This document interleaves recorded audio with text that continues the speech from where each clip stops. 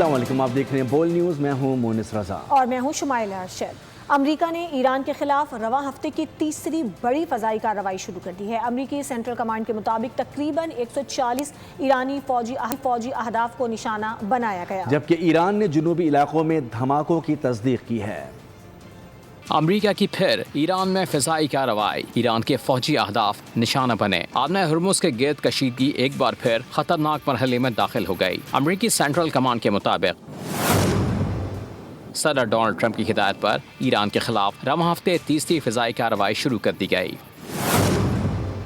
Saint کام کا کہنا ہے تقریباً 140 ایرانی فوجی اہداف کو نشانہ بنایا گیا، جن میں میزائل اور ڈرون تنصیبات، بحری صلاحیتیں، اسلحہ ڈپو، مواصلاتی نیٹ ورک اور ساحلی نگرانی کے مراکز شامل ہیں۔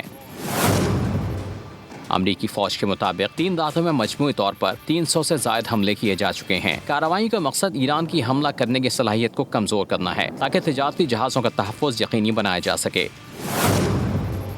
ایرانی میڈیا نے جنوبی علاقوں میں اساویہ، بوشہر اور چابہار کے قریب دھماکوں کی تصدیق کی ہے۔ ایرانی حکام نے فوری طور پر کسی جانی یا مالی نقصان کی تفصیلات جاری نہیں کیں۔ سبسکرائب کریں اور بیل دبائیں تاکہ کوئی خبر رہ نہ جائے۔